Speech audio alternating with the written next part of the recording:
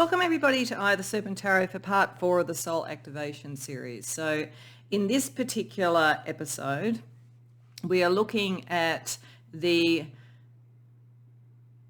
7th and 8th, I just had to work that out, 7th and 8th steps within Joseph Campbell's Hero's Journey. So these are called going in or approaching the innermost cave and the ordeal, the death and rebirth cycle. But what it really is all about is preparing for the change. Now that at this stage of the journey, you've committed, you've got a sense of your environment and who you're dealing with. This is preparing for the change, for what your soul has been activated to do. And it's also going through, attempting the big change, doing it. So it's the kind of alchemical change process, soul activation process itself. Later stages that we'll look at the next one, number 5, sort of look at when you start the road back and realise that there are still some things that need to be done, or some outlier energy or whatever, which we'll look at then. But in this one, this is the big energy, having sort of gone across the threshold and being ready. So we will be looking at how you prepare for that, and we will be looking at what it actually involves itself.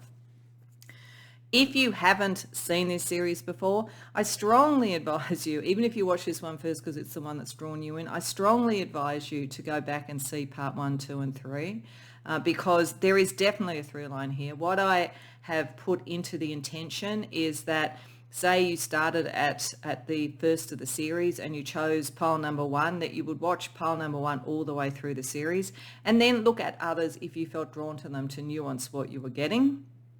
And there's definitely been a kind of a through line in terms of the energy of the series. I don't remember a huge amount after I read, but I remember a bit because I'm doing these filming quite intensively.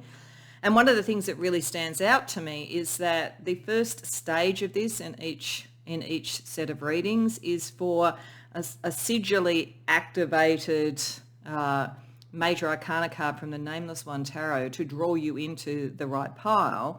And once you are in the right stream of pile 1, 2 or 3, to be a sigil to activate what you're doing. And for the past 2 stages, pile 2 has had the Tower and the Tower has come up again. I shuffle these and deal them out. It could be any card. It makes sense with pile 2's journey because it's very, very change oriented and very future oriented.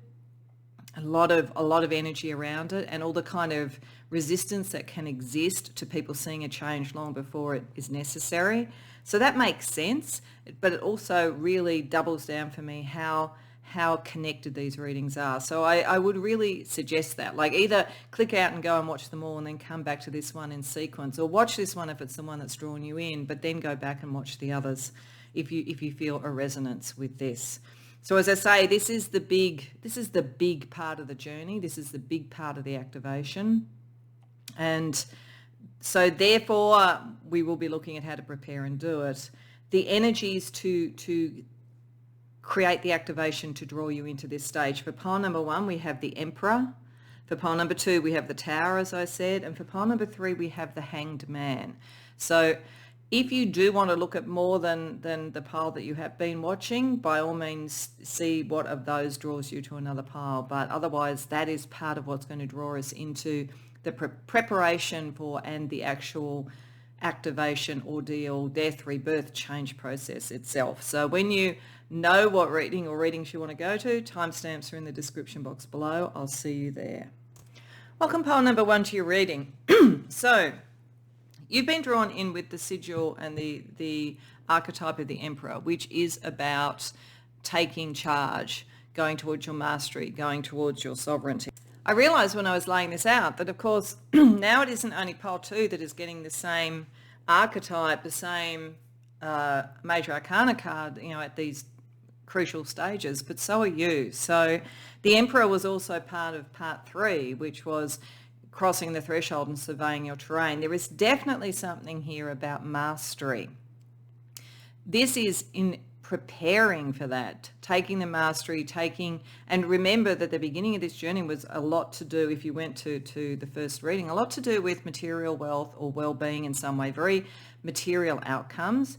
But this stage where you're preparing for it and where you are actually going through the change, the activation, the rebirth, this is primarily communication and creativity. So it's an interesting sort of energy. So firstly, you have here the bringers of the light, which is a very strong communication energy between your desires and ambitions and what you wish to create and the change that you're doing, and bringing light to that, making it a light-filled energy. And then we have a guardian of the creative arts. So there is something here about a creation, a communication and a creation. When it comes right down to it, whatever this is that you are activating, which is coming into your sovereignty, into your own power, into your own material wealth or well-being, whatever this soul activation is, when we get to the pointy end of all of this, it's about how you're going to communicate creatively to bring about whatever it is that your soul has been activated to do. And given that communication is really important, it's interesting to see the Gnostic tarot cards here, because firstly we have Christ's journey, which is swords, Ace of Swords reversed. Some of the preparation of this is finding an idea or a inspiration or even a way of expressing things that you haven't uncovered yet. And I think that is moving things from the moon up to the sun, moving it into the light. Then we have two very interesting characters from the Gnostic traditions. In terms of traditional tarot, we have the Hermit reverse. So this is something about bringing things again to the light, not keeping them so mysterious. And we have the Fool reverse, which to me is always wisdom. Having gone through the whole cycle, the second time round there is wisdom. So there is an understanding. You are coming into this sort of sovereignty, into what you're doing, and even into the communication thing. You've done a very good survey of your environment and who's involved in part 3 of this series. So you do understand it and you are bringing things out to the light. But communication is really, really important because the Hermit here is represented by Hermes Trismegistus. Now, Hermes Trismegistus is like the grand alchemist. And that's interesting because we are going to be looking at alchemy at part of this reading. So he's come up at exactly the right time. But he's also a kind of a combination of the Egyptian god Thoth and Hermes or Mercury. So very much wisdom, knowledge, communication. There is something about what you are doing to bring about the material change you're talking about, where you are bringing up to the light knowledge and communication. You're also staring down potentially a tyrannical energy that has lost its sense of humanity, having the sort of wisdom to do this. So be able to communicate in a way to bring people with you rather than to just dominate. Because the character for the Gnostic Tarot, for the Fool, is Sabaoth. Sabaoth is actually a child of the character in Gnosticism called the Demiurge. Excuse me. The Demiurge being the sort of tyrannical god that created earth and matter and has entrapped us, that we need to then in Gnostic belief escape from.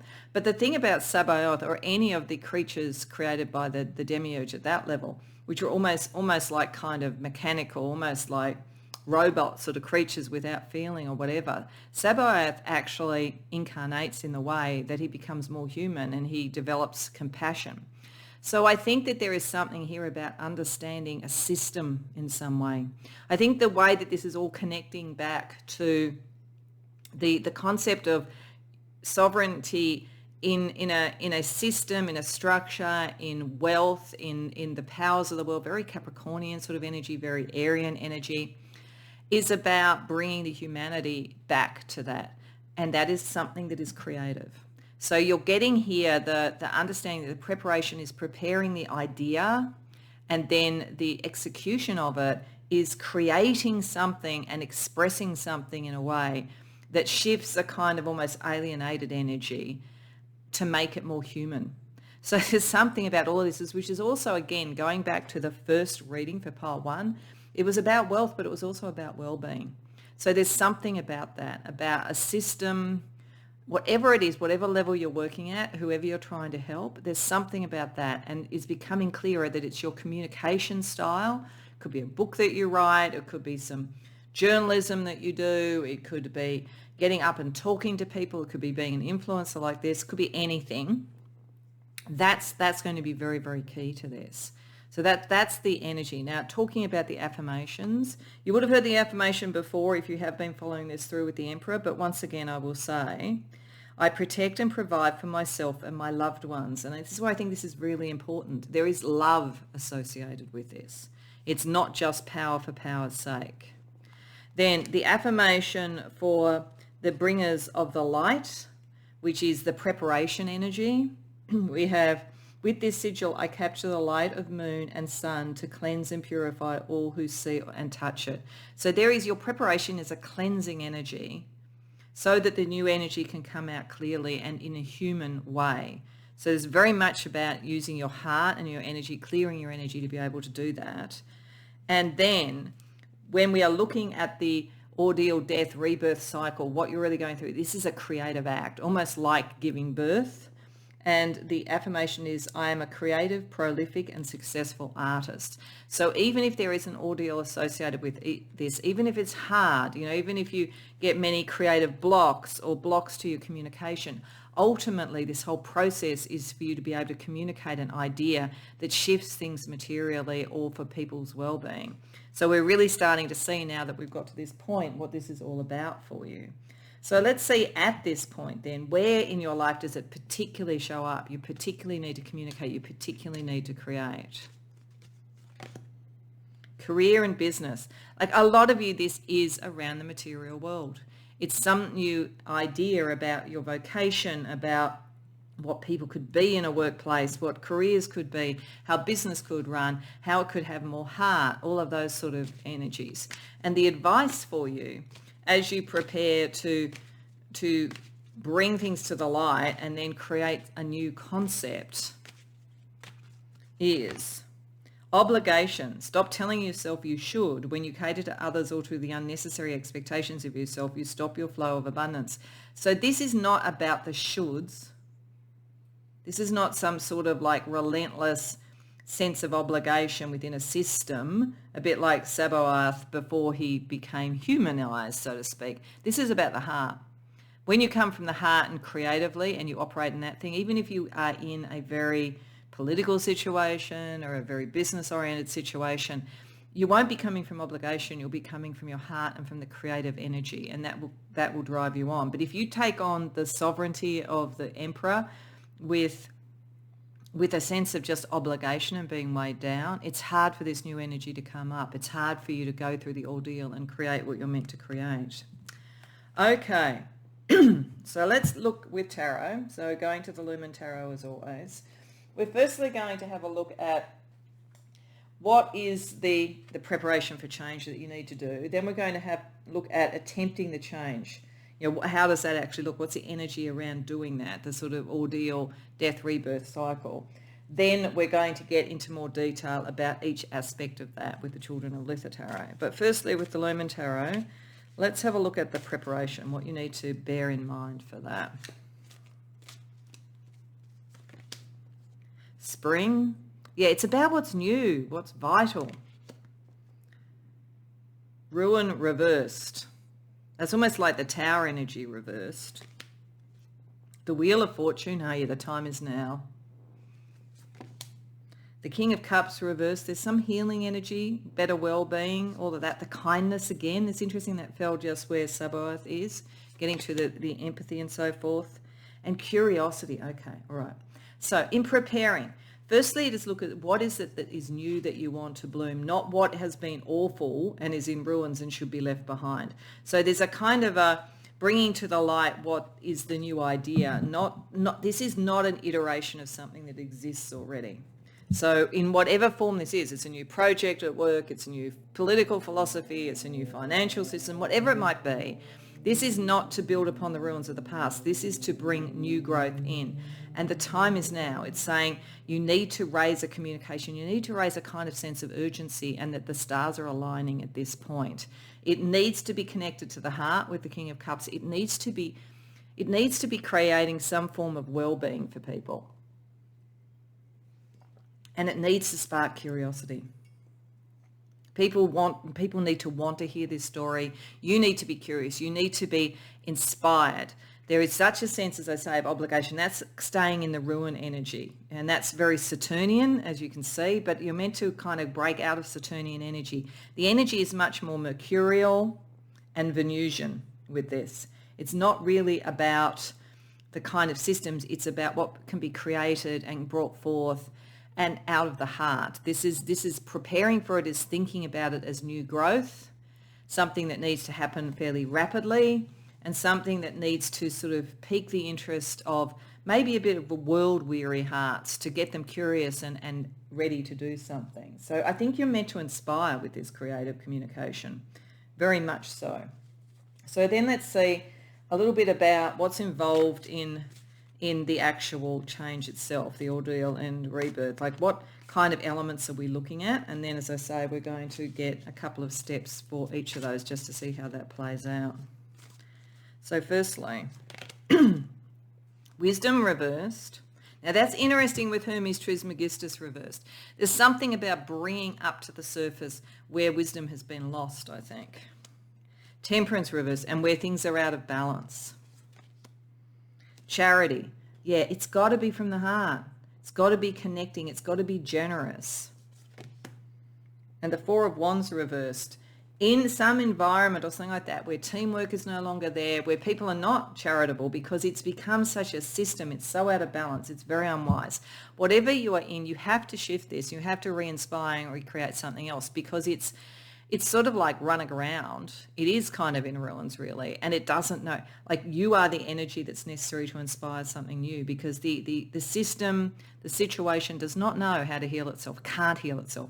King of Cups reversed is sometimes the wounded healer, Chiron. That's why your energy has to come in and inspire and reawaken.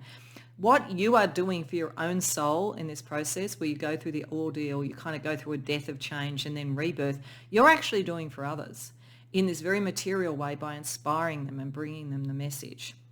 So let's use the Children of Litha Tarot, and let's do 2 cards for each stage. So the first stage is the ordeal, the second stage is the death, which is the transformation energy, and the third is the rebirth, what comes from that for you. So the ordeal itself, the hardest part of this for you, the Emperor is going with that energy, is being the leader in this situation, in King of Swords, and being fair, remaining fair. And this is interesting too, because the other hard part is that you have to take this role. You don't want to go into obligation, and you do want to be in the heart, but this energy is very much, you still have to lead in some way. In some way, you still have to be the guide and take on the crown, so to speak. So that's the ordeal. It's doing this when there is actually a role that you have. So whether it is implicitly or explicitly put upon you. So then the death, the change energy. This is the change energy that comes from taking this stewardship role, I think, that you've been developing into and making it more creative and more inspiring. The change energy, the death energy, is the Ace of Cups reversed there, reawakening the heart, reawakening the Holy Grail. And the Five of Wands reversed, taking away the tension, the battles, the pettiness, finding the heart again. And this could also be for you. For some of you, there could be love found in all of this.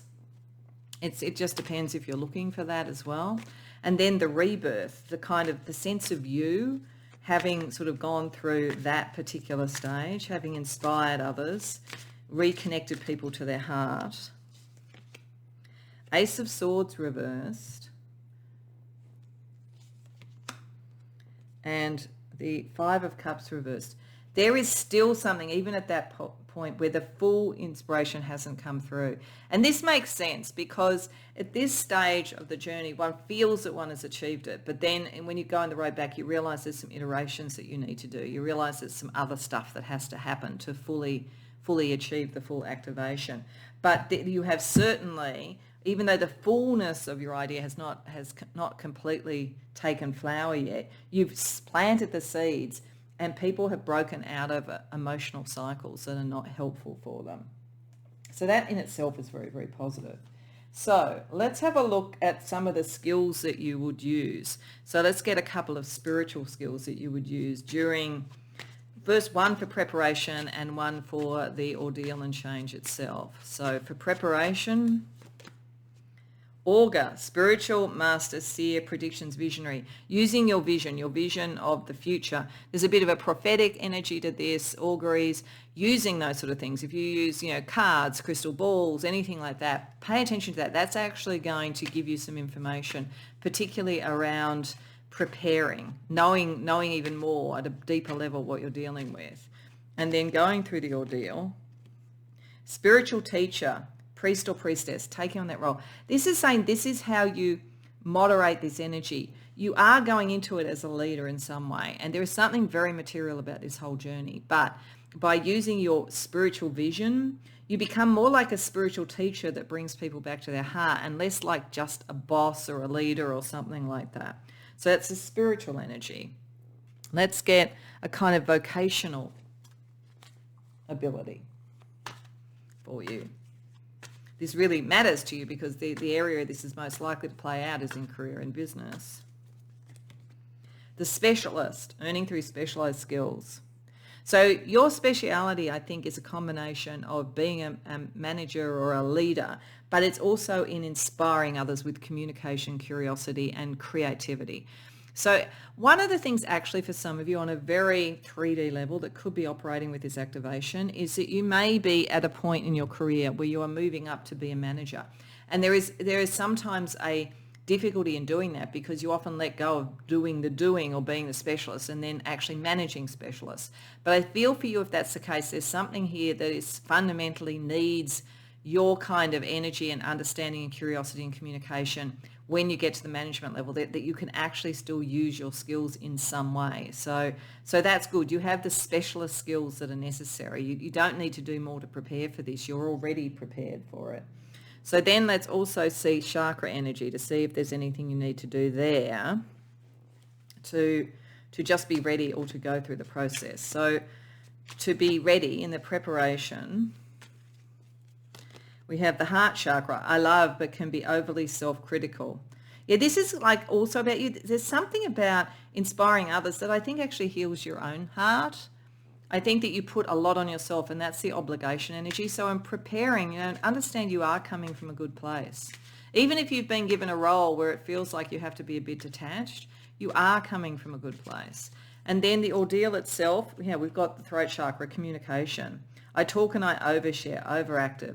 So I think that there's something here about fine-tuning your communication. Your communication skills are very good, but it's like getting that in balance around what are the key messages you need to inspire curiosity, inspire others to think, not to give them all the answers, because you won't shift this energy if you just prescribe. You need to inspire. So that's something to think about. When do you stop talking so the other people talk? And don't feel that you're somehow not doing what you need to do. You're meant to kind of trigger. It's like being a very good interviewer. You ask a question or something like that. It inspires people, the person that you're interviewing, to then talk and think and extrapolate. That kind of energy is important.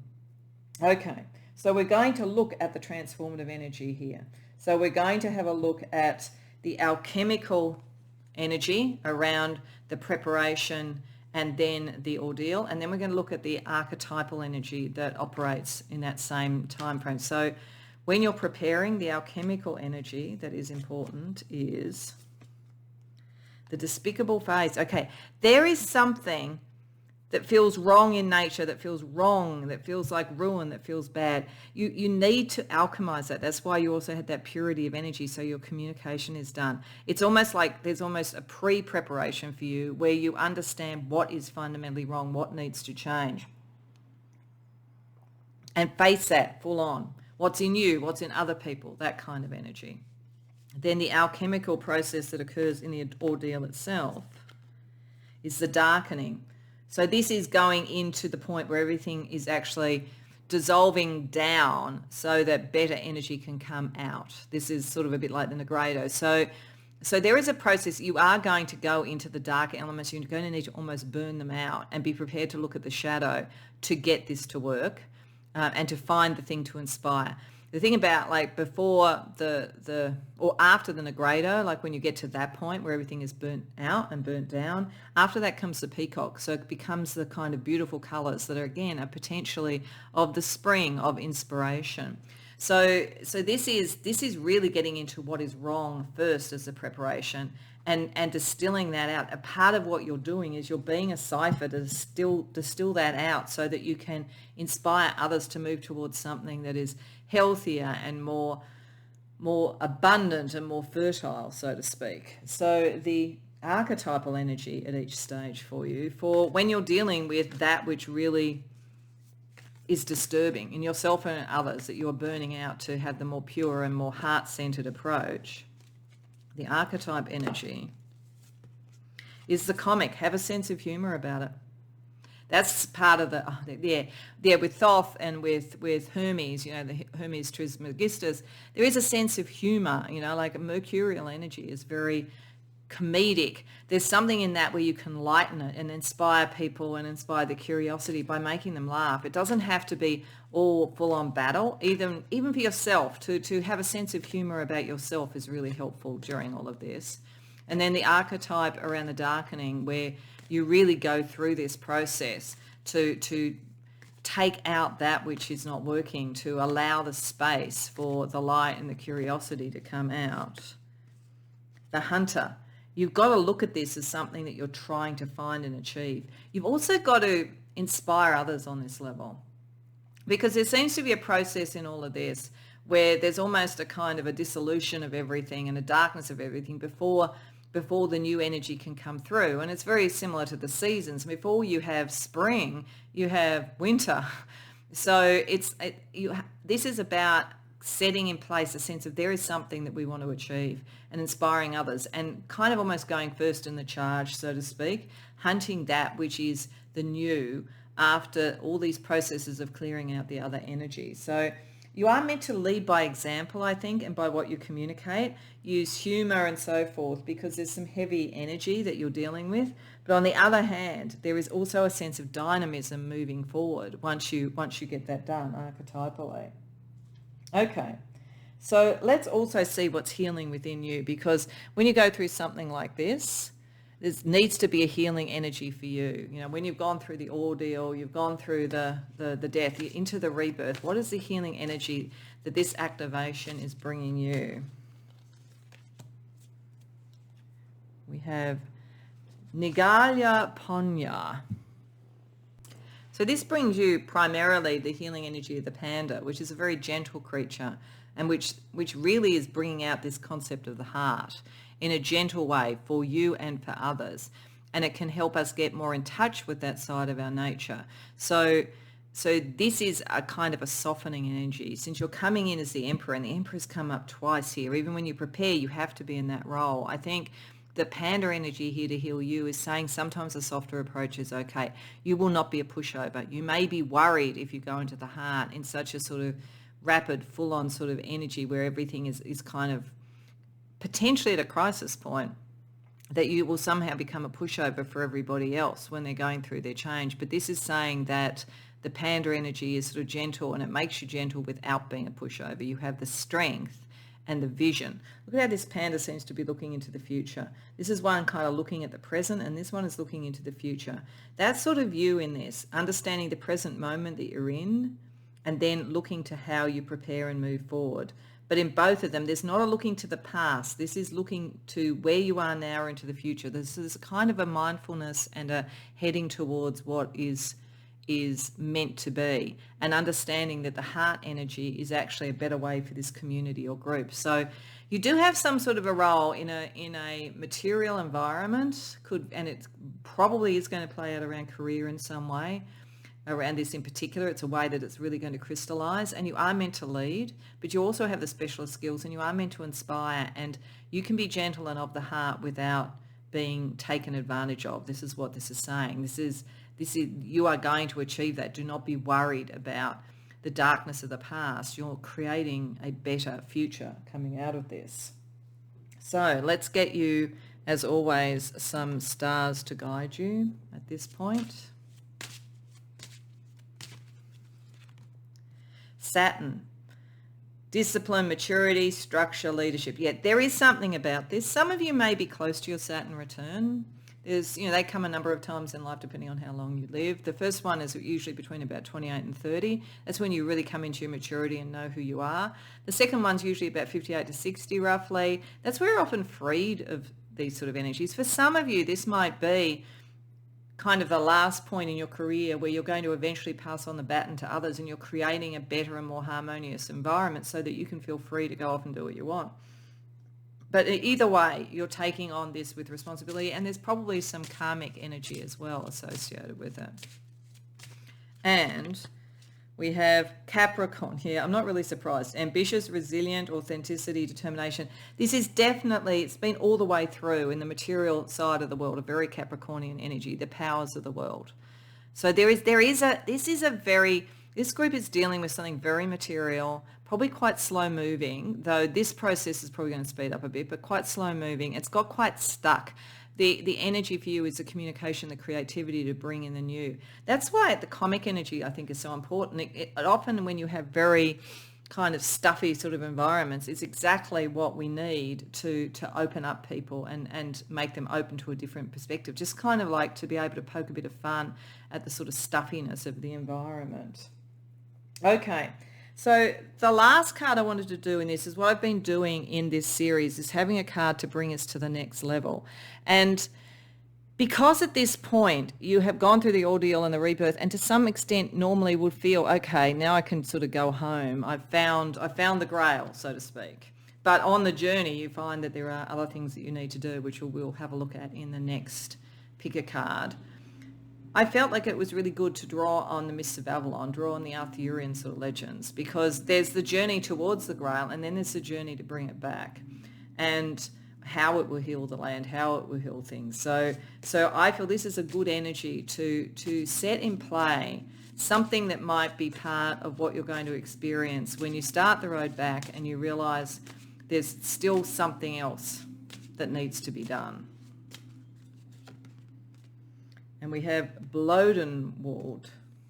I may not be pronouncing that correctly. What's interesting about her, though, is that she is the personification, she's a goddess, she's a personification of spring. So I think that there's something in the preparation energy for this that you will realise needs some tweaking and can actually bring even better results as you go on the journey back. She is about all that sort of fertility, and it is asking, who are you authentically? So I think what you're going to be facing, once you've gone through all this, you've created and you've inspired others, is there may be on the journey back, okay, who am I now? And particularly if it was, I was feeling some of you might be handing the baton on to others if you were going to retire or semi-retire or something. Part of this journey back might be, who am I now?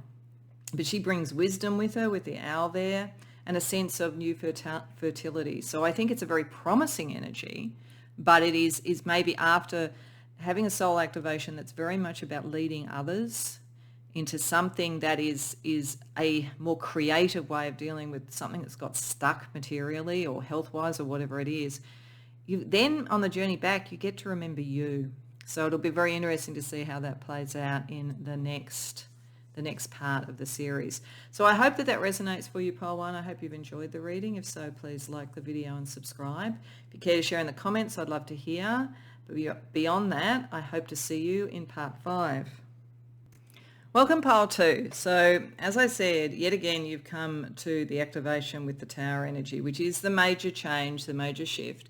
And if you have been going through this series following pile 2, as I suggested to follow the one pile, you know that you're a prophet. By now we've established that you're a prophet, you have prophetic ability. And a lot of what you've been dealing with is the fact that you see so far ahead from other people, and a lot of people have not been ready to hear this.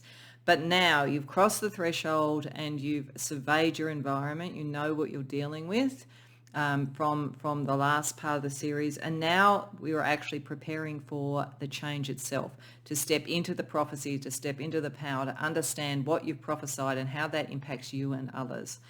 So we have the Tower energy again. Something has to shift, something has to change, something has to fall. It's all going to speed up now. In the preparation, you don't have a lot of time and it needs to be fast. The good news for you is because you're prophetic, you're probably already about 10 steps ahead on the chessboard anyway, but this is the energetic flyers. This is about having the freedom and the liberation, the energy to move very quickly. So I think that having understood the environment, and because you have this prophetic ability, you're ready to move quite fast in achieving what needs to be achieved to best manage whatever you've been able to foresee.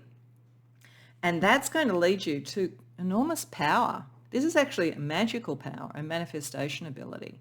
So there is both a promise going through the ordeal and the rebirth and so forth, and a little bit of a warning, because this is about magical power. And it talks about how it is wonderful. You're able to manifest what you need. You've seen what you needed. You've planned. You're ready. You've moved quickly. But it's also where you could end up being very inflated in terms of what you can do, or once you have great power, then comes great responsibility and so forth. So there's a kind of a be humble with your power and your knowledge and what's been proven. So I think what this is showing is that although it's a big thing to go through this, you have to go through really quickly, and you've probably got some people on side by now who believe what you're saying, but you've got a lot of resistance as well. The more that the truth of what you do comes out, the more power and influence you're going to have. This is what this is about. People are starting to realise that you are a Nostradamus as opposed to just somebody who has a conspiracy theory or two. The energy with Gnosticism, we have Noria's journey, so this is wands with the 8. So this is, again, swiftness. Everything goes very quickly. Very fiery energy, very creative energy. You're able to express what you need very well and move very fast. And there's a kind of a freedom and a liberation. Having taken this on and just gone, you know what, I'm just going with it because I know I trust my own visions now. You then get the 6 of Pentacles, Simon's journey, which is, Simon Magus is, the Pentacles is the magician. This is what you're kind of heading towards, moving from being a prophet to being a magician. And this is about generosity.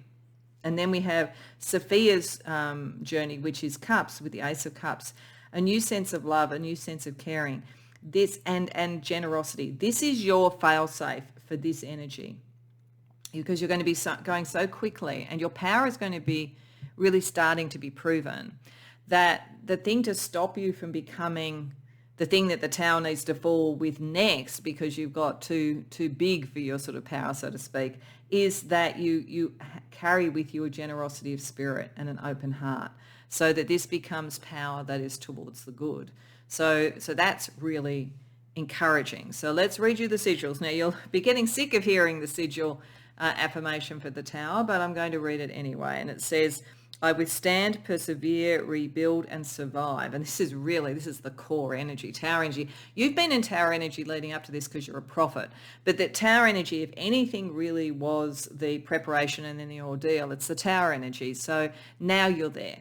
Now you're there. Once you've got to this point, it's all happening. It'll all happen quite quickly. Then when we talk about the swiftness energy, the affirmation is, I have abundance of energy, stamina, and focus. So you're really able to not only move quickly, but focus where you need to. You know what the steps are. You can see the strategy involved. And then the affirmation for the power is, my magic is constant, continuous, and powerful. So understanding who you really are, what it is to be a prophet in this way, what magic you carry. That's what this is about for you. So let's see what area of life this is first going to, where is the real swiftness and change going to occur? Where is your true magic and your prophetic ability first going to be proven through this? And as I say, it might be a little bit of an ordeal to get there, but it'll be fast. It's a fast ordeal. The area of life, wow, romance or partnership.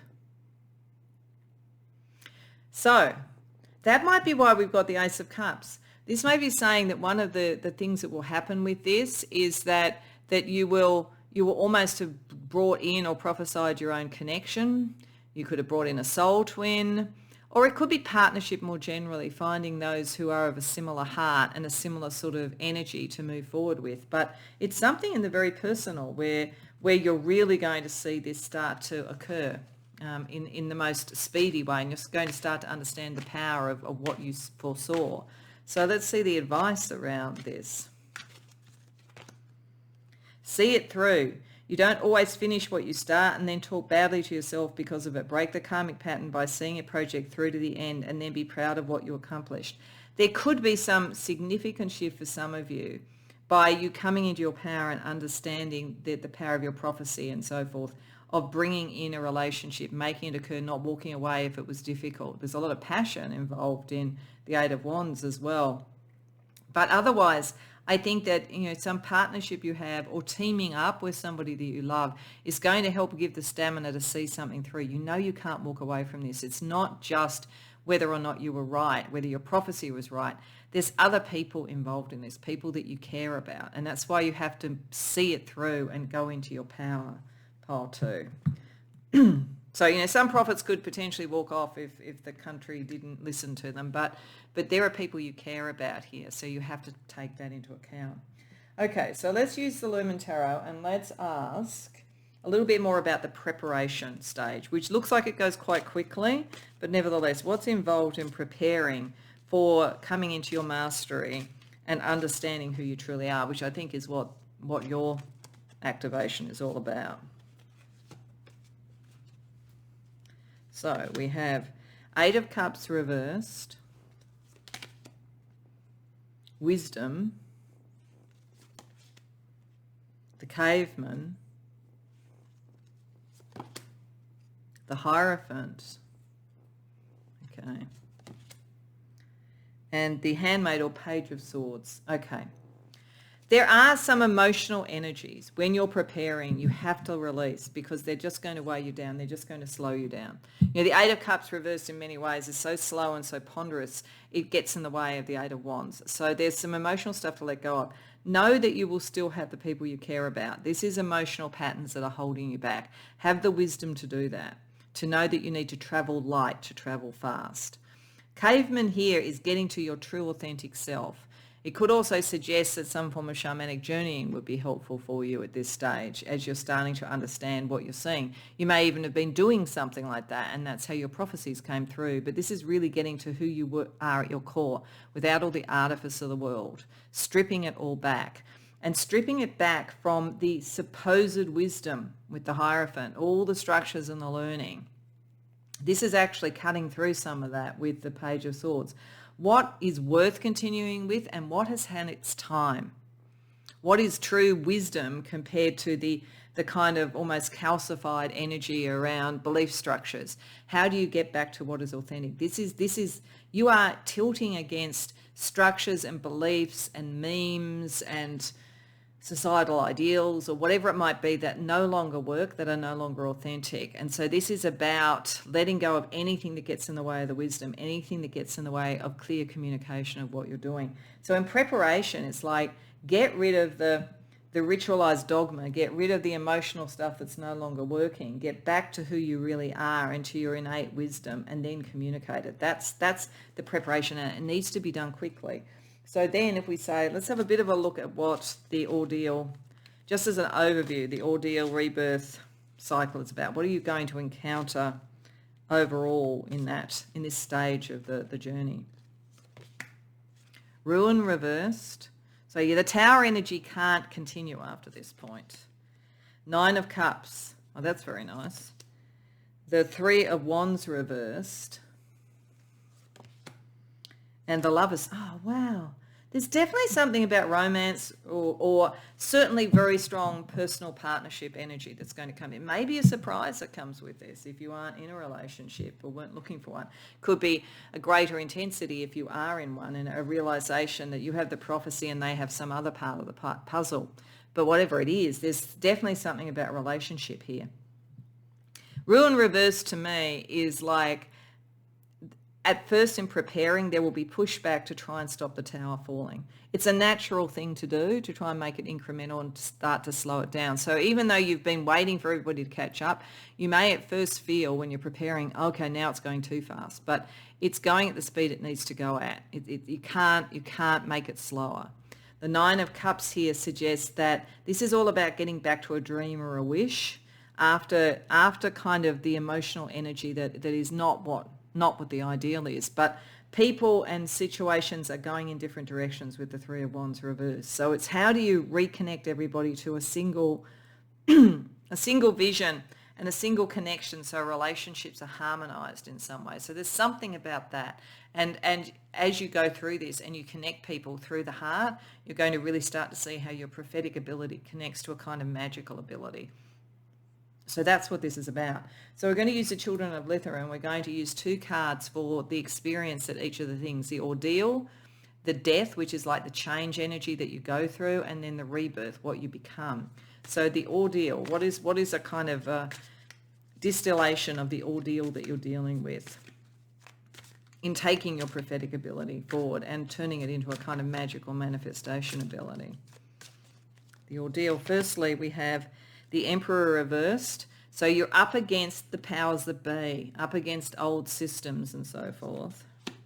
And the Magician. All right, for some of you, to become what you are, you almost need to be up against someone like you, but not, you are the new. This is like you are meant to take on the new magician at court sort of role, as a way of putting it. The old regime is falling, you are meant to move forward, but there is someone else who maybe had abilities similar to you, or whose communication and so forth is part of this ordeal. It's part of a battle for the new order in sort of battling with the old order in some way. So there is someone or something with a similar sort of ability to you, or some other form of power that your prophetic power and magical power is sort of up against in this ordeal. You need to be aware of that. So then the death, the transition that you need to go through, the choices that you need to go through to really manifest your soul activation. Page of Cups, getting back to your heart. There's a lot about the heart here. And the Hermit reversed. Yeah, not sitting in a room just having the prophecies and not talking to people. You have to connect. I think this is what maybe this person like you has. They already have the ear of a king, but it's of a failing, and this, I'm just using this metaphorically, a failing system. But they still have quite a lot of ability. But you have to, if you reconnect with your heart, that's the change you need to bring your abilities together and come out and talk about it. It's time to do that, even if you feel some people won't understand. And then the rebirth energy. 10 of Swords reversed. And the Star. Oh, wow. The Star is what follows the Tower. I think we're finally going to break the Tower. Hopefully that will mean we won't get the Tower again on sort of the 5th thing for you, because I think this is saying at the end of this, the end of the drama is a new sense of vision, a new sense of who you could be, and what makes you shine, what makes you different, having connected to your heart. But there is a battle. There's some sort of a battle around this, conflicting viewpoints. It could be if you are able to prophetically see something and say something, those that are the regime that don't want the truth to get out are fighting you here. But by connecting you to your heart and bringing your message out, it's more compelling because it's the truth. And then, once you have the rebirth, it's sort of like the drama is gone and you can start to look at shining and following your life path. So that's really, really powerful. So let's look at some skills. Let's look at spiritual skills, both in the preparation and then in the ordeal process. So in the preparation, we have maternal side. There may be psychic skills and so forth from your maternal side. It could also just be the divine feminine energy. If you're dealing with sort of emperor energy, power energy and that kind of thing, bringing back the heart and nurturing could be that in preparing. And then in going through the change process, the ordeal, all of that. Astral projection, out-of-body experience.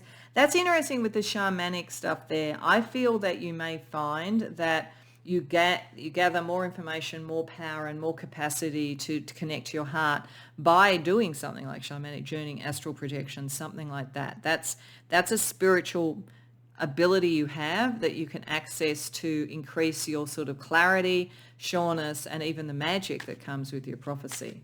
Then when we're looking at the material thing around a career or vocation, how this would materially work out,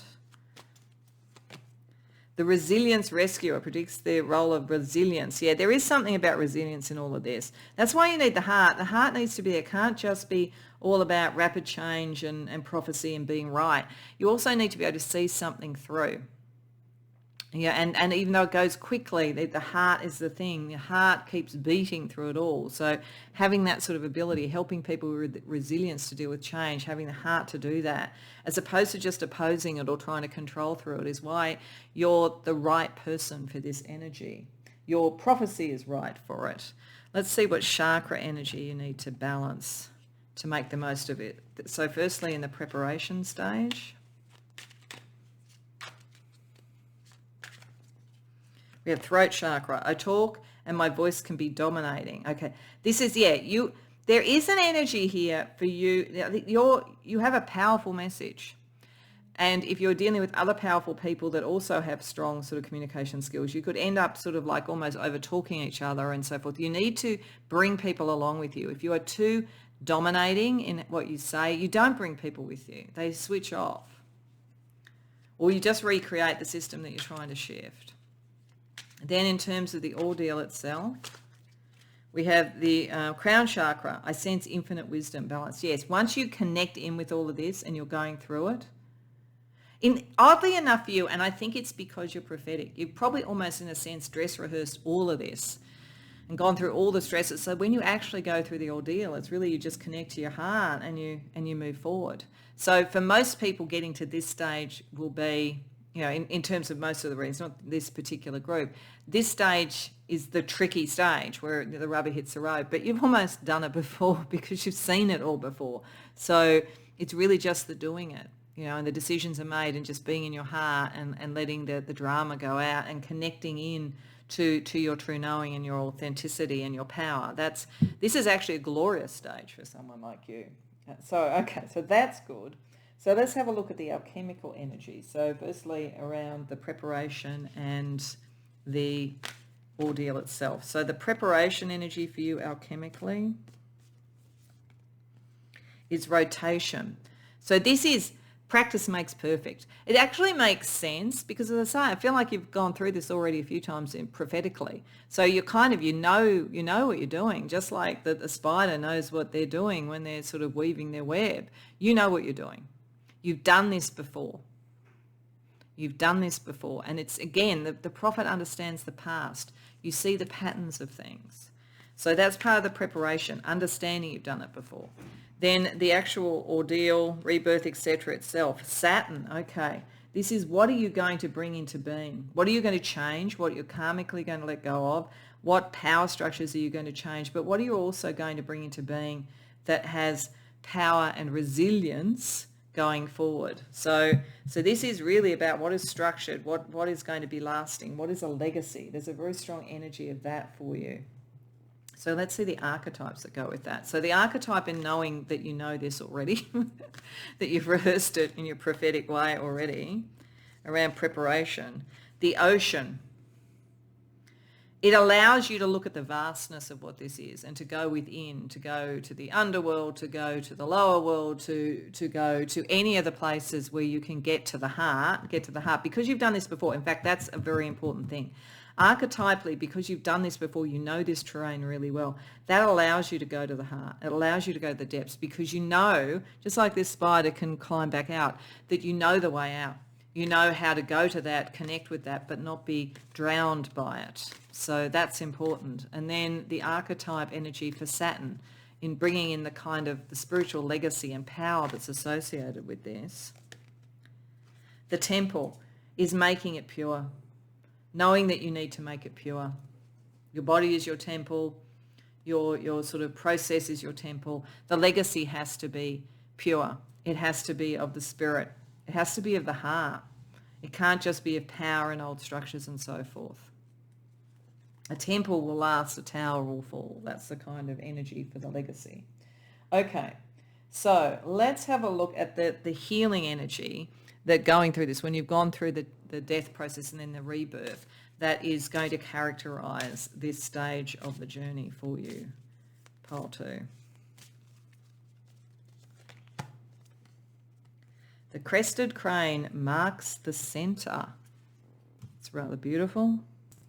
So the point about the cranes is that they are about evolving humanity. So this is an evolution. It's an evolution away from archaic, outdated, emotional and structural and power sort of things, whatever this area is, into something that is more connected and more heart-centered. So that is the main area there. I actually want to read a little bit from the book around this that I think actually fits very much with the energy of what's happening here and what you at your best will do with this.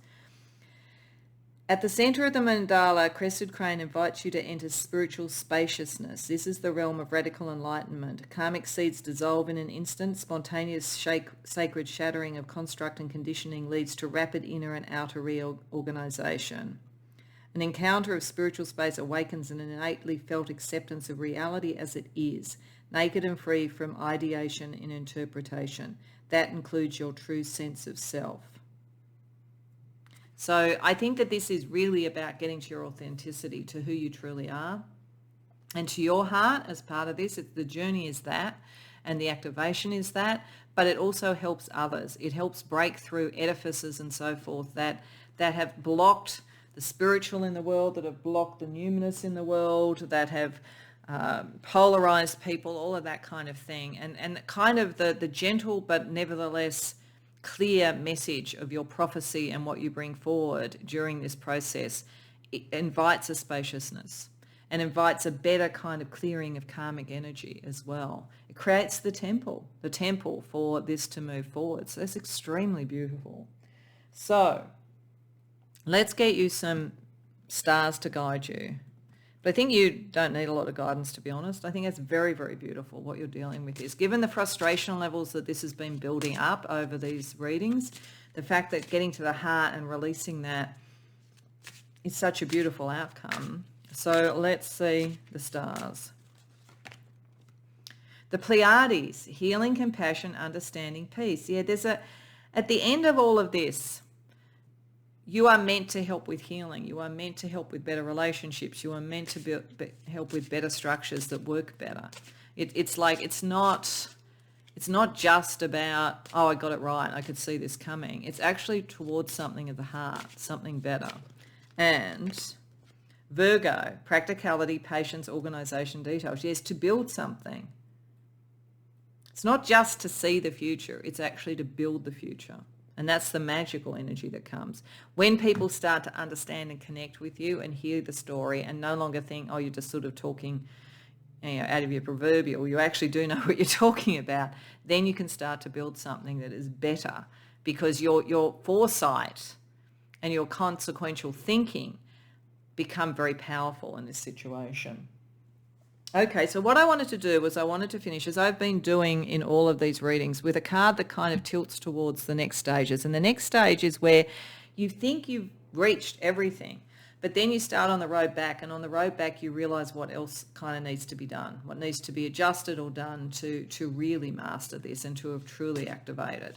So I feel that's like having the Holy Grail. You found the Holy Grail, but on the trip back you realise that its purpose is greater than you thought, and you need to look at how you care for it or what you do to make that work. And so I thought I will draw from the Mists of Avalon deck for a kind of Arthurian flavour to the end of this reading to take you into the next stages in part 5. So we have the Priestess of Avalon. Well, that makes sense. It makes sense.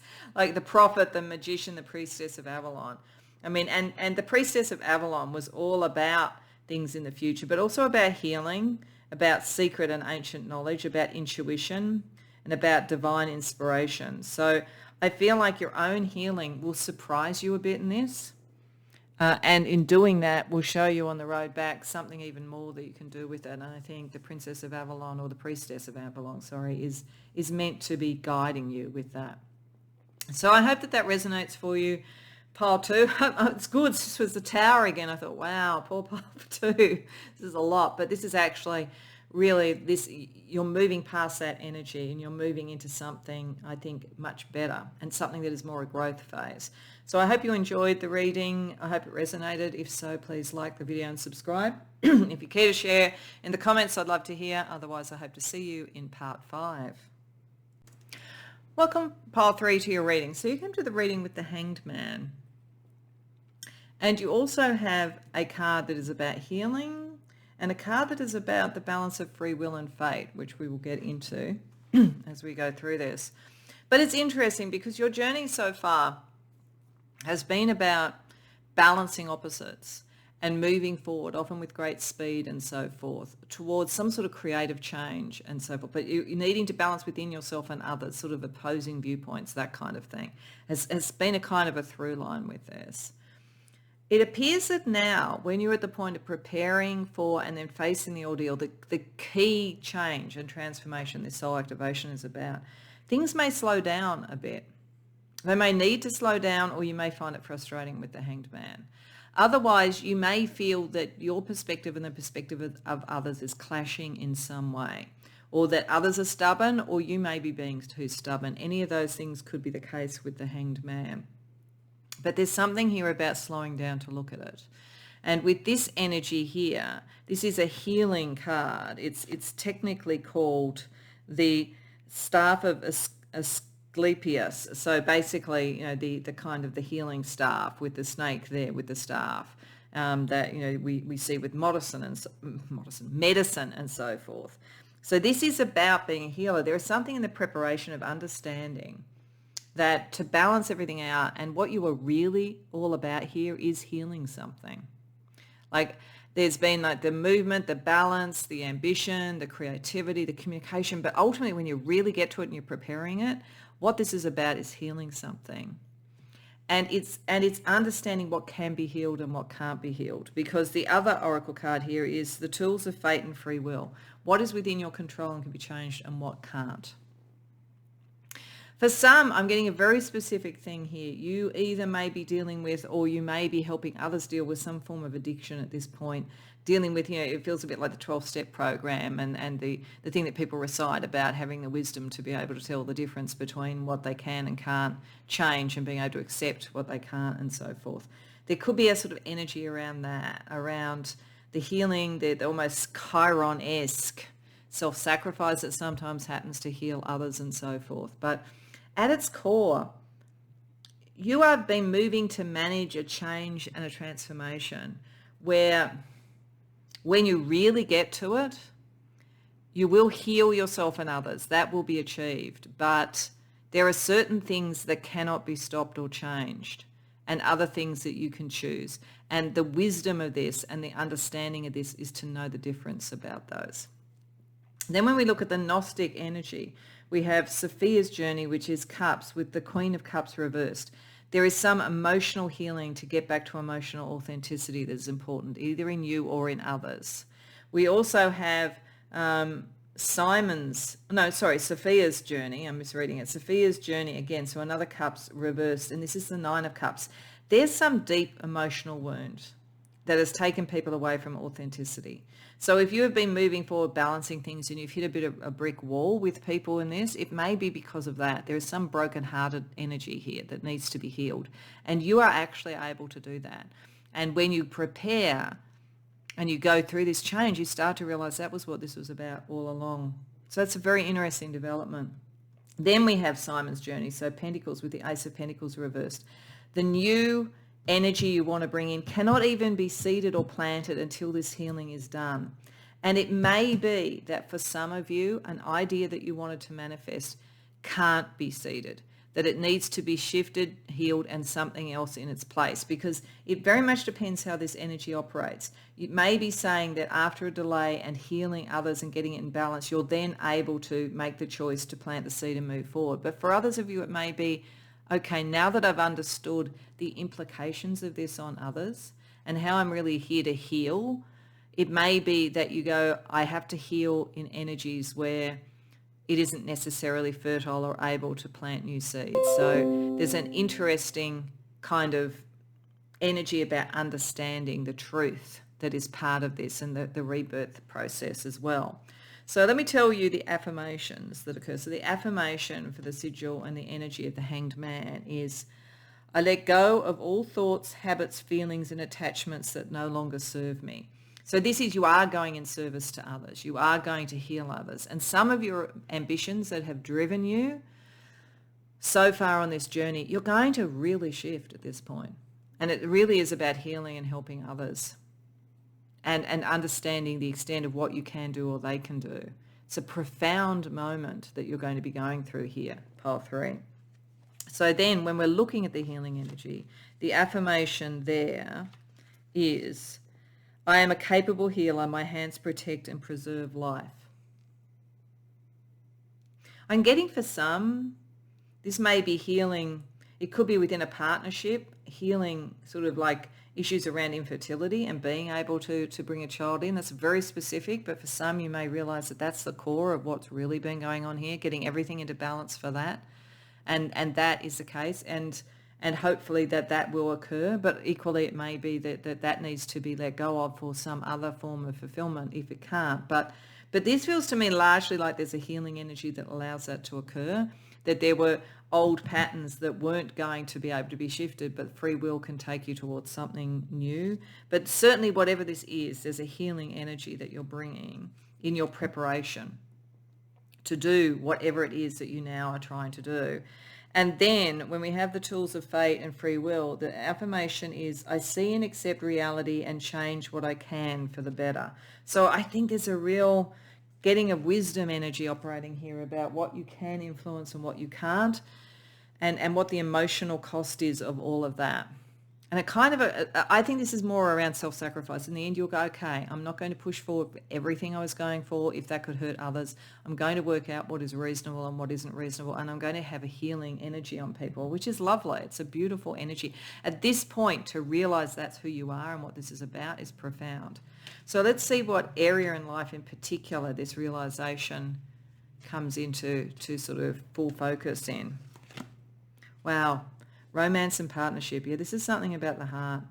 Healing a broken heart, your own broken heart, somebody else's, healing heart energies, partnership energies, or romance.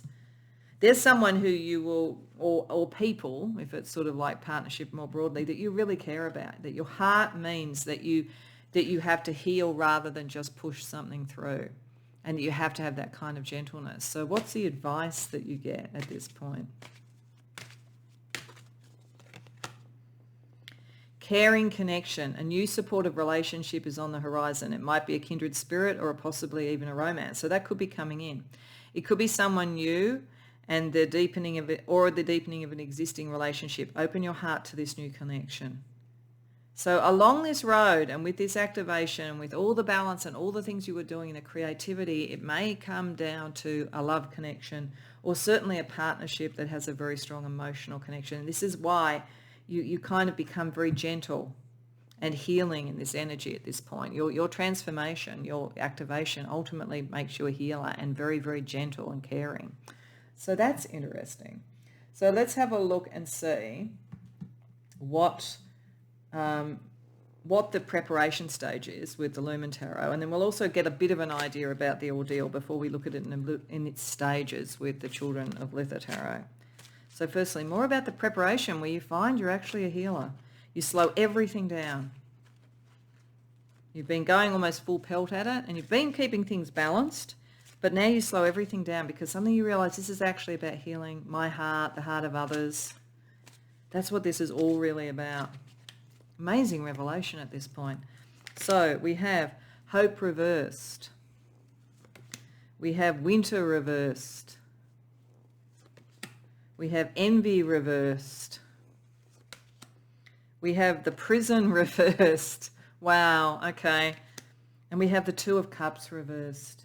Yeah, this is the healing of a heart. Your heart or the heart of others. The return to hope. This is a situation, it's almost as though all that you've been leading up to here. Sorry, I just paused because I had to sneeze. All that you've been leading up to here has been in one direction, and you've realized in the end when you've crossed that threshold, you've surveyed the environment, now you're ready to prepare. You know that it's actually bringing hope and healing back to something that was frozen over. You're defrosting a situation. There may have been a lot of envy and competition around that was hurting people's hearts, making things inauthentic, hurting people overall. So you're looking at that and you're looking to kind of break somebody out of a prison, or break the people that you care about out of a prison to get back to the heart. Like it's a very interesting step along the way, because I just sort of feel like you've sort of been moving towards something and creatively moving towards something and understanding that you were sort of going to kind of get all these things in balance and you're going to move forward with your communication, and then suddenly, bam, you go, you know what? This is about healing. This is about helping broken hearts. This is about freeing people from all the negative sort of emotions that get in the way of that emotional energy. And it's about freeing them from things where where they're kind of envious or they feel stuck, when there's things that they can't do anything about it. It's like you just have to deal with it. It's just the way it is. It's like helping people from that and to get reacquainted with themselves and their hearts in situations where maybe they just felt really stuck or really, really powerless. It's to reconnect them to some hope by understanding what they can influence as opposed to just concentrating on what they can't. Wow. So, okay, let's have a look at what the actual process of the ordeal and so forth on a high level is for you, given that.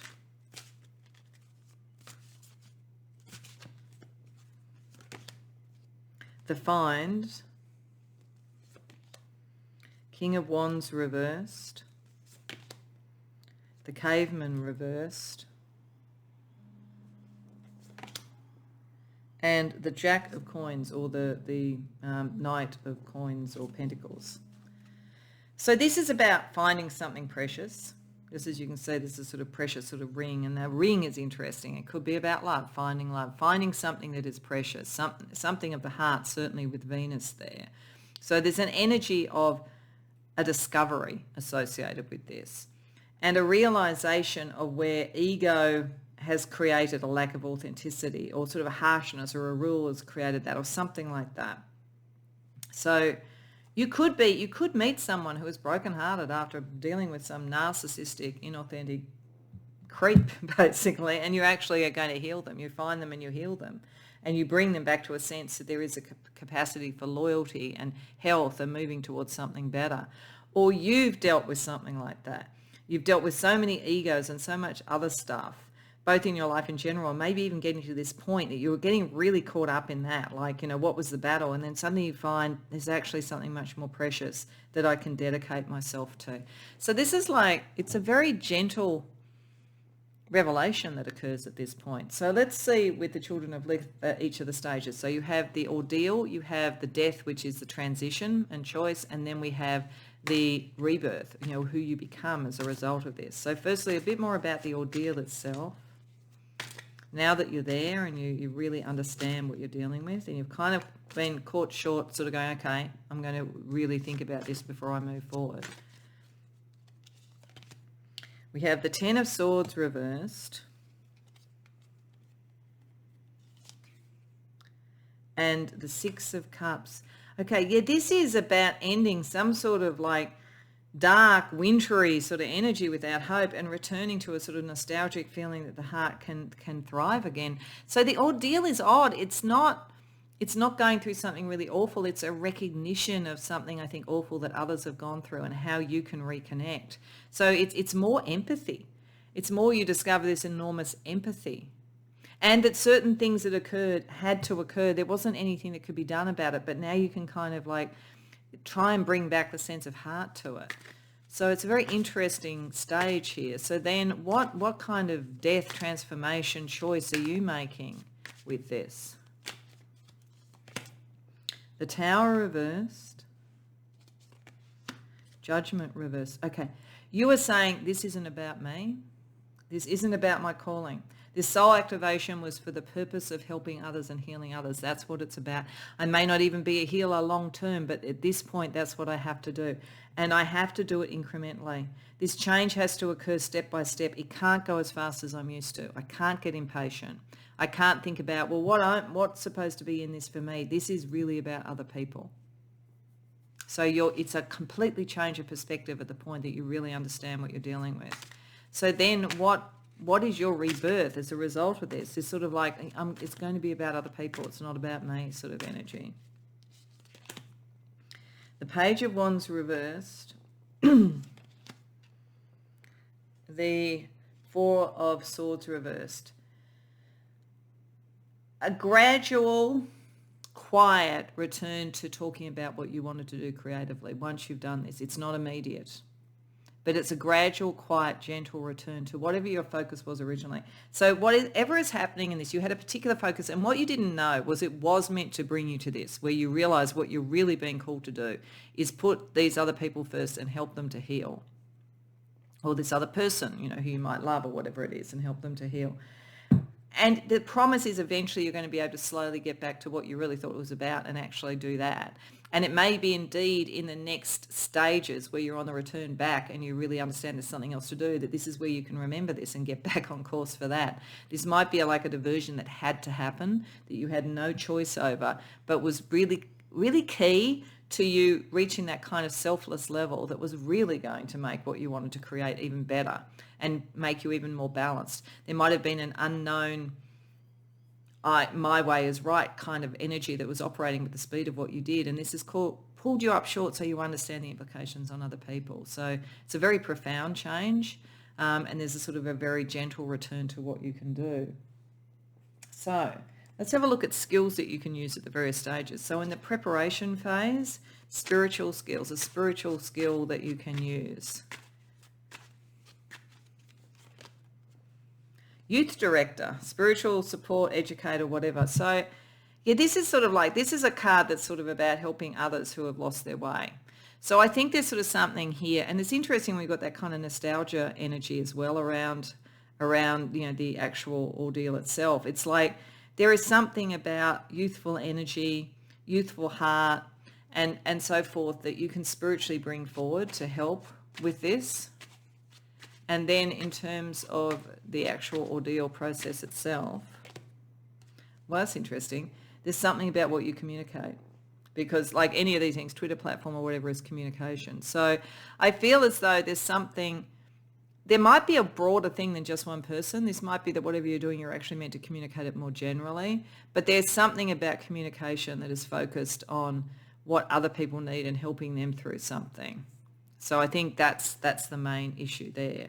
When we look at kind of almost vocationally, the sort of skills that could be activated as you go through this process.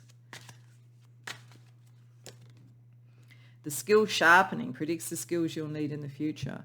Okay, so this is saying there's something about this. It's like it's a detour. Like that's the interesting thing about this. It's almost, and I don't know to how much this normally fits the Joseph Campbell hero quest, but it's like you're on your way to something and you had to detour to this. But what it's actually doing is it's sharpening your skills for the longer term outcome. So this is like when you got across the threshold, there was suddenly this other thing, people that you cared about, people that needed your help, and you had to focus on that before you could go on and do anything else. But in doing it, it actually sharpens your skills for what you were originally intending to do. And because you're so quick, because the energy was so quick, it wouldn't take you long to catch up. So it's kind of like Spirit went, yeah, you mightn't have much choice about this, but we need you to go and help over there, then you can get back to it. That's the kind of energy around this, which is interesting. Let's see then what chakra energies are operating for you, both in the preparation and the ordeal. So in the preparation, we have the sacral chakra. I feel creative. So even with this, you feel that you can bring your creative skills, your warmth and so forth to this. And certainly if there's a relationship, you feel that kind of sensual energy. So that's fine. You're not upset by this actually at all. You feel like you can really put your creative energy to it. So then when you're actually going through the process of doing it, we have the root chakra.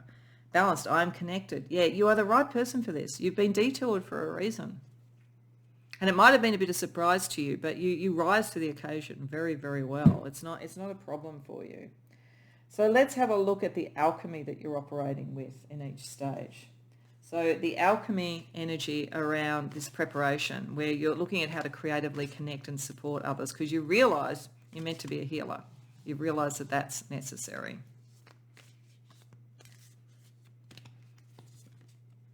Neptune. Psychic energy, connecting in, feeling things. The numinous. There's definitely a sort of sense of healing around that as well too. Like it's a softer energy. So this is a softer, interesting enough, this is a softer process than probably would be normally at this point. It's getting in tune with your spirit and connecting with others. And maybe prayer, I get prayer, asking for grace to help, because over here it's sort of the grace to know the difference between what you can change and what you can't change, but maybe your spirit can change things. And then when we look at the alchemy around the ordeal itself, the new pearl, whatever irritation might exist, I don't think there's a lot. I think you feel okay about this really, but to whatever degree you might feel irritated by the fact you've had to be diverted here from what you really wanted to do, because your empathy and your connection to others, it just drew you there. You also know that out of that irritation comes the pearl, that there's something that had to have a little bit of a pushback, a little bit of a slowing you down, a little bit of a kind of an irritation to the path that you were on, a bit of a diversion, but it is actually going to create something beautiful in and of itself. Let's see the archetype energy. So around Neptune, around the preparation, which is the sort of empathic, psychic energy to connect with others. The mask. This may be you seeing beyond mask. Maybe for some of you, the surprise of this, when you really understand the terrain, is that people you thought were kind of ready to sort of go forward with you and do all this actually have a lot of healing they need to do, and you've actually seen beyond the mask. This is how you've known. Otherwise, you understand that to get to the healing, you have to get beyond the masks that we tend to wear, the masks that you tend to wear and the masks of others around you.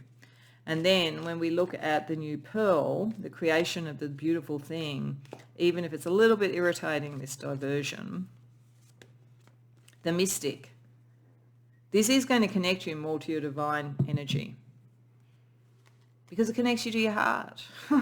Like being a healer, being of the heart, being of understanding of fate versus free will, all of that sort of stuff is kind of getting you closer to the divine, getting you closer to the mystical energy. So it is a beautiful thing. This is actually quite a beautiful energy. I'm really quite moved by it, to be honest. So one of the things was the healing that you get, and you're going to be giving a lot of healing to others, but let's see the healing you get going through this stage of the journey and this stage of the soul activation. Oh, this is interesting. Toll.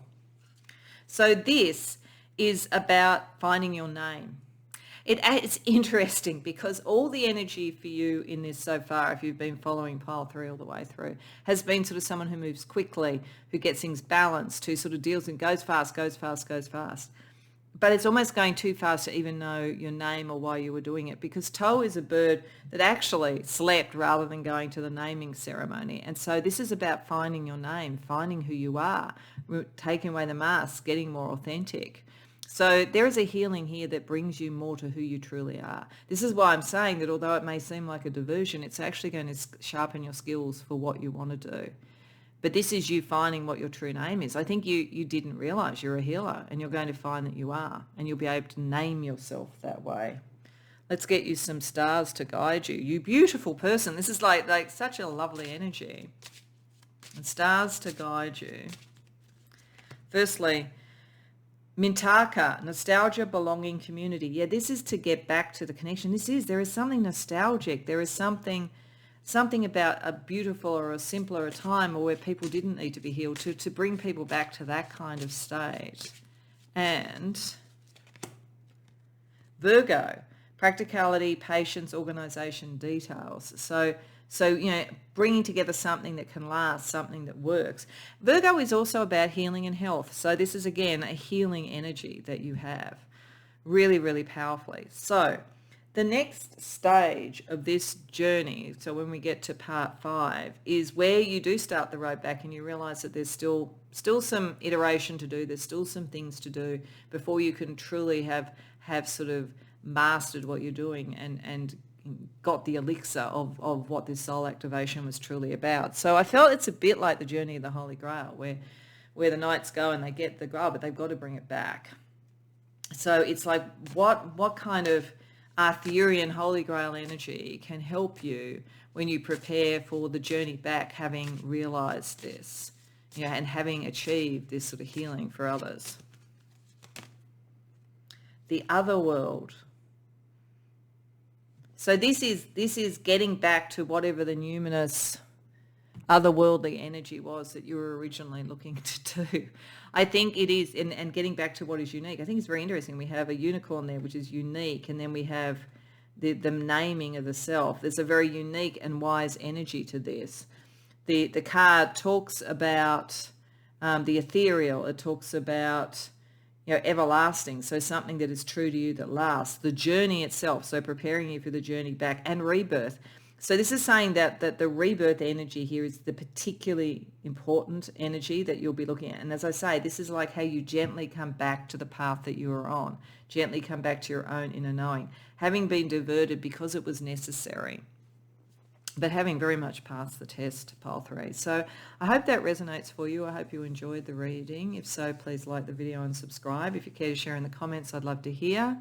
Otherwise, I hope to see you in part 5.